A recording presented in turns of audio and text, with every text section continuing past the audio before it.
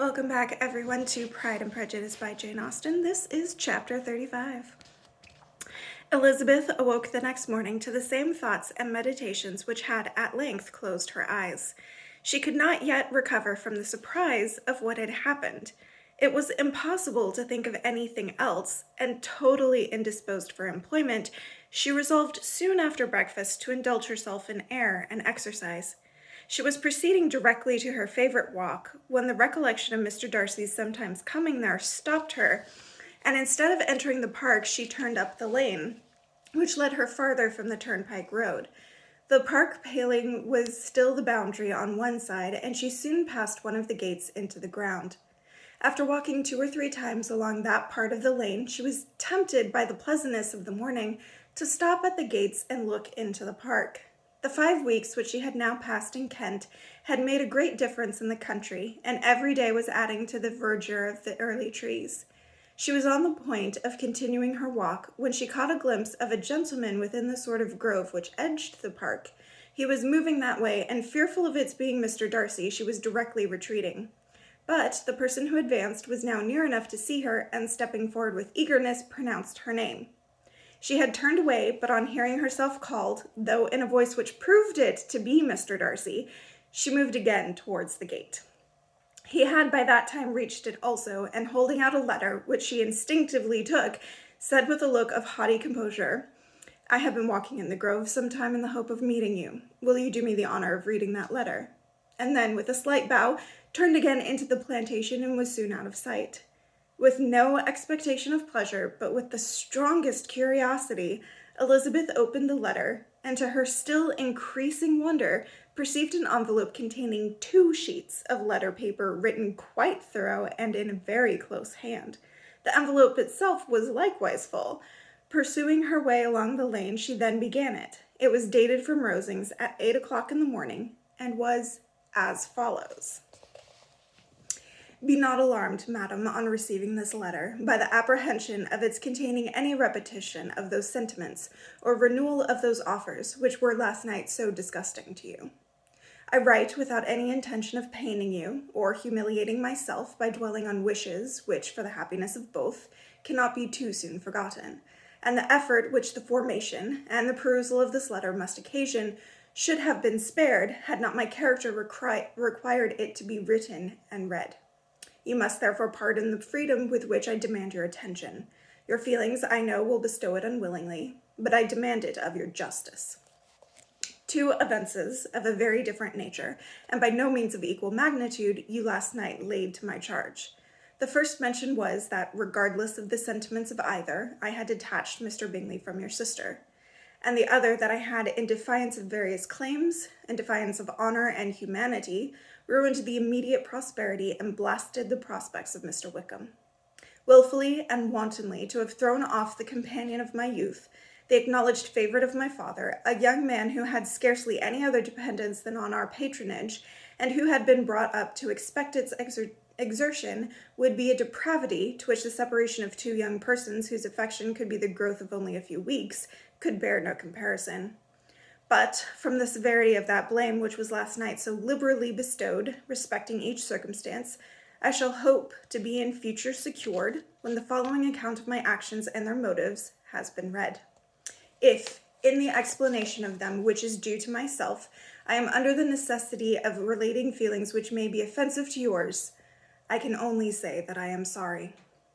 The necessity must be obeyed, and farther apology would be absurd. I had not been long in Hertfordshire before I saw, in common with others, that Bingley preferred your eldest sister to any other young woman in the country, but it was not till the evening of the dance at Netherfield that I had any apprehension of his feeling a serious attachment. I had often seen him in love before. At the ball, while I had the honour of dancing with you, I was first made acquainted by Sir William Lucas's accidental information that Bingley's attentions to your sister had given rise to a general expectation of their marriage. He spoke of it as a certain event, of which the time alone could be undecided. From that moment I observed my friend's behaviour attentively, and I could then perceive that his partiality for Miss Bennet was beyond what I had ever witnessed in him. Your sister I also watched. Her look and manners were open, cheerful and engaging as ever, but without any symptom of peculiar regard, and I remained convinced from the evening's scrutiny that though she received his attentions with pleasure, she did not invite them by any participation of sentiment. If you have not been mistaken here, I must have been in error. Your superior knowledge of your sister must make the latter probable. If it be so, if I have been misled by such error to inflict pain on her, your resentment has not been unreasonable. But I shall not scruple to assert that the serenity of your sister's countenance and air was such as might have given the most acute observer a conviction of that, however amiable her temper, her heart was not likely to be easily touched. That I was desirous of believing her indifferent is certain, but I will venture to say that my investigations and decisions are not usually influenced by my hopes or fears. I did not believe her to be indifferent because I wished it. I believed it on impartial conviction, as truly as I wished it in reason. My objections to the marriage were not merely those, which I last night acknowledged to have required the utmost force of passion to put aside in my own case. The want of connection could not be so great an evil to my friend as to me. But there were other causes of repugnance, causes which, though still existing, and existing to an equal degree in both instances, I had myself endeavored to forget because they were not immediately before me. These causes must be stated, though briefly. The situation of your mother's family, though objectionable, was nothing in comparison of the total want of propriety, so frequently, so almost uniformly betrayed by herself, by your 3 younger sisters, and occasionally even by your father. Pardon me, it pains me to offend you, but amidst your concern for the defects of your nearest relations, and your displeasure at this representation of them, let it give you consolation to consider that, to have conducted yourselves, so as to avoid any share of the like censure, is praise no less generally bestowed on you and your eldest sister, than it is honorable to the sense and disposition of both.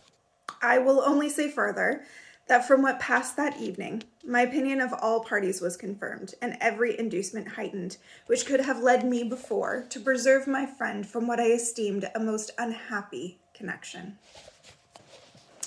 He left Netherfield for London on the day following, as you, I am certain, remember, with the design of soon returning. The part which I acted is now to be explained. His sister's uneasiness had been equally excited with my own.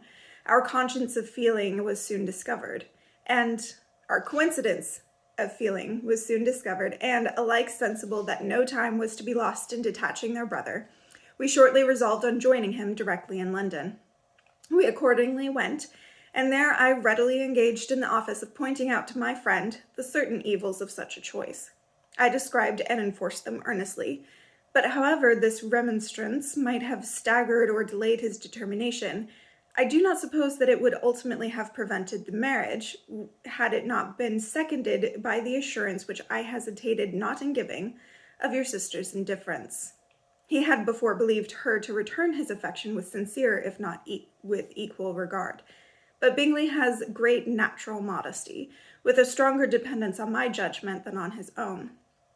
To convince him, therefore, that he had deceived himself was not a very difficult point. To persuade him against returning into Hertfordshire when that conviction had been given was scarcely the work of a moment. I cannot blame myself for having done thus much. There is but one part of my conduct in the whole affair on which I do not reflect with satisfaction. It is that I condescended to adopt the measures of art, so far as to conceal from him your sister's being in town. I knew it myself, as it was known to Miss Bingley, but her brother is even yet ignorant of it.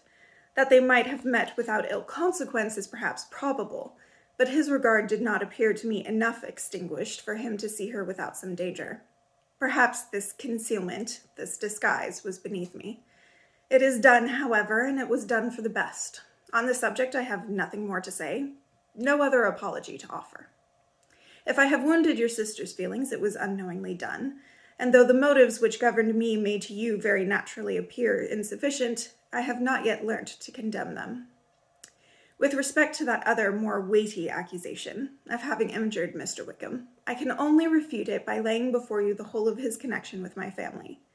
Of what he has particularly accused me of, I am ignorant, but of the truth of what I shall relate, I can summon more than one witness of undoubted veracity. Mr. Wickham is the son of a very respectable man, who had for many years the management of all the Pemberley estates, and whose good conduct in the discharge of his trust naturally inclined my father to be of service to him, and on George Wickham, who was his godson, his kindness was therefore liberally bestowed. My father supported him at school, and afterwards at Cambridge. Most important assistance, as his own father, always poor from the extravagance of his wife, would have been unable to give him a gentleman's education. My father was not only fond of this young man's society, whose manners were always engaging, he had also the highest opinion of him, and hoping the church would be his profession, intended to provide him in it. As for myself, it is many, many years since I first began to think of him in a very different manner. The vicious propensities, the want of principle with which he was careful to guard from the knowledge of his best friend, could not escape the observation of a young man of nearly the same age with himself, and who had opportunities of seeing him in unguarded moments, which Mr. Darcy could not have. Here again I shall give you pain, to what a degree you only can tell. But whatever may be sentiments which Mr. Wickham had created, a suspicion of their nature shall not prevent me from unfolding his real character. It adds even another motive. My excellent father died about 5 years ago, and his attachment to Mr. Wickham was to the last so steady that in his will he particularly recommended it to me to promote his advancement in the best manner that his profession might allow, and if he took orders, desired that a valuable family living might be his as soon as it became vacant. There was also a legacy of £1,000. His own father did not long survive mine, and within half a year from these events, Mr. Wickham wrote to inform me that, having finally resolved against taking orders, he hoped I should not think it unreasonable for him to expect some more immediate pecuniary advantage in lieu of the preferment by which he could not be benefited. He had some intention, he added, of studying the law, and I must be aware that the interest of £1,000 would be a very insufficient support therein. I rather wished than believed him to be sincere, but at any rate was perfectly ready to accede to his proposal. I knew that Mr. Wickham ought not to be a clergyman. The business was therefore soon settled. He resigned all claim to assistance in the church, were it possible that he could ever be in a situation to receive it, and accepted in return £3,000. All connection between us seemed now resolved. I thought too ill of him to invite him to Pemberley or admit his society in town. In town I believe he chiefly lived, but as studying the law was a mere pretense, and being now free from all restraint, his life was a life of idleness and dissipation. For about 3 years I heard little of him, but on the decease of the incumbent of the living which had been designed for him, he applied to me again by letter for the presentation. His circumstances, he assured me, and I had no difficulty in believing it, were exceedingly bad. He had found the law a most unprofitable study, and was now absolutely resolved on being ordained, if I would present him to the living in question, of which he trusted there could be little doubt, as he was well assured that I had no other person to provide for, and I could not have forgotten my revered father's intentions. You will hardly blame me for refusing to comply with his entreaty, or for resisting every repetition of it. His resentment was in proportion to the distress of his circumstances, and he was doubtless as violent in his abuse of me to others as in his reproaches to myself. After this period, every appearance of acquaintance was dropped. How he lived I know not, but last summer he was again most painfully obtrude on my notice. I must now mention a circumstance which I would wish to forget myself, and which no obligation less than the present should induce me to unfold to any human being. Having said thus much, I feel no doubt of your secrecy. My sister, who is more than 10 years my junior, was left to the guardianship of my mother's nephew, Colonel Fitzwilliam, and myself. About a year ago, she was taken from school and an establishment formed for her in London, and last summer she went with the lady who presided over it to Ramsgate, and thither also went Mr. Wickham, undoubtedly by design, for there proved to have been a prior acquaintance between him and Mrs. Young, in whose character we were most unhappily deceived, and by her conveyance and aid He so far recommended himself to Georgiana, whose affectionate heart retained a strong impression of his kindness to her as a child, that she was persuaded to believe herself in love and to consent to an elopement. She was then but 15, which must be her excuse, and after stating her impudence, I am happy to add that I owed the knowledge of it to herself. I joined them unexpectedly a day or two before the intended elopement, and then Georgiana, unable to support the idea of grieving and offending a brother whom she almost looked up to as a father, acknowledged the whole to me. You may imagine what I felt and how I acted. Regard for my sister's credit and feelings prevented any public exposure, but I wrote to Mr. Wickham, who left the place immediately, and Mrs. Young was of course removed from her charge. Mr. Wickham's chief object was unquestionably my sister's fortune, which is £30,000. But I cannot help supposing that the hope of revenging himself on me was a strong inducement. His revenge would have been complete, indeed. This, madam, is a faithful narrative of every event in which we have been concerned together, and if you do not absolutely reject it as false, you will, I hope, acquit me henceforth of cruelty towards Mr. Wickham. I know not in what manner, under what form of falsehood he has imposed on you, but his success is not perhaps to be wondered at. Ignorant as you previously were of everything concerning either, detection could not have been in your power, and suspicion certainly not in your inclination.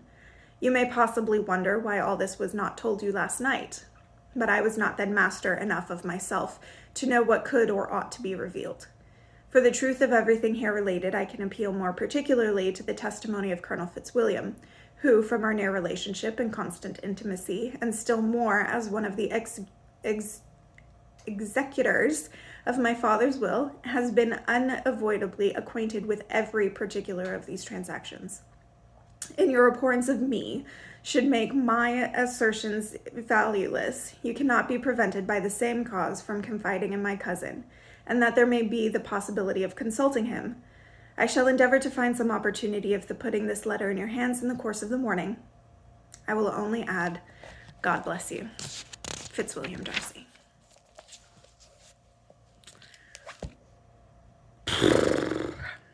That letter, man. That letter. See you next time.